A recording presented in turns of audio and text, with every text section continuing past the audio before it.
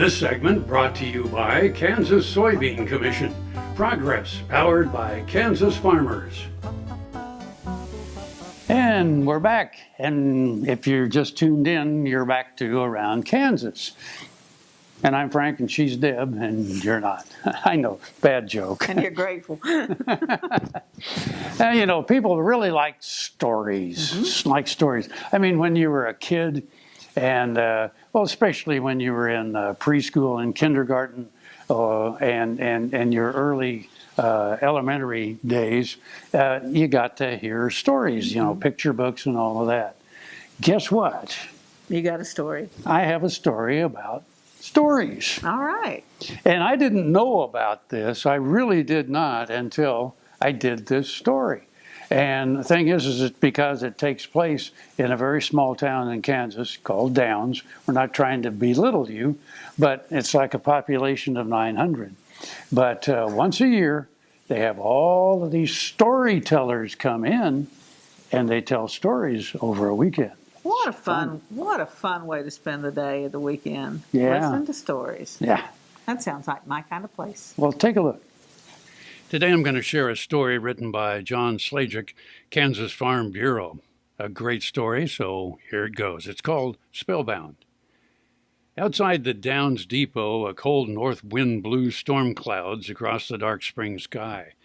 Inside, the clock ticked toward midnight. 80 pairs of eyes penetrated the very soul of the storyteller, as if to say, "We'll be watching your every move." Except for the rise and fall of his voice, you could hear a pin drop.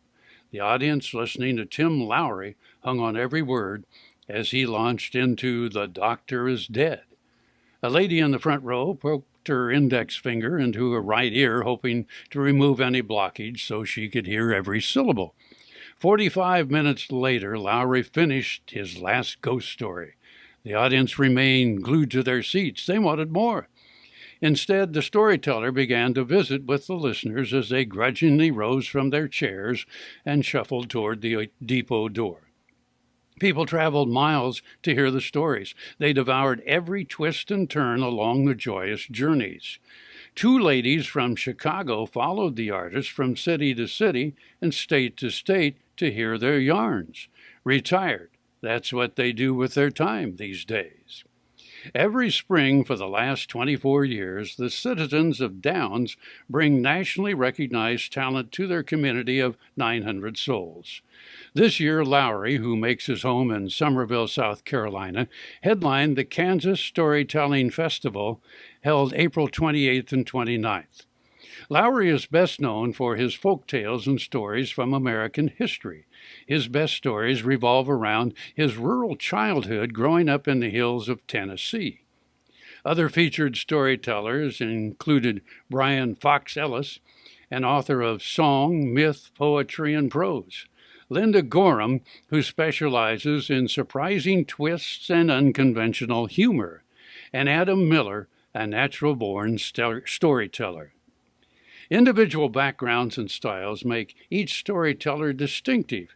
Tellers were rotated to 4 different stages, and sessions were planned around the interest of children, history, music, and anecdotal tales. Anyone who attended the festival was hard-pressed to choose a favorite storyteller. All 4 kept each audience spellbound throughout their sessions. Believe me, you had to be there. Each story was a gem that created pictures of people and events in the listener's mind. Fort Wallace stood on the frontier in the midst of the Plains Indians Wars on a major stage route and rail line. Beside the 1865 stagecoach station, a modern museum with thousands of artifacts tell that story, like the fossil of a 40-foot plesiosaur is suspended from the ceiling. Located on Highway 40 midway between Hayes and Colorado Springs, the Fort Wallace Museum is as welcome a sight today as the fort itself in the 1860s. Discover the fightingest fort in the West.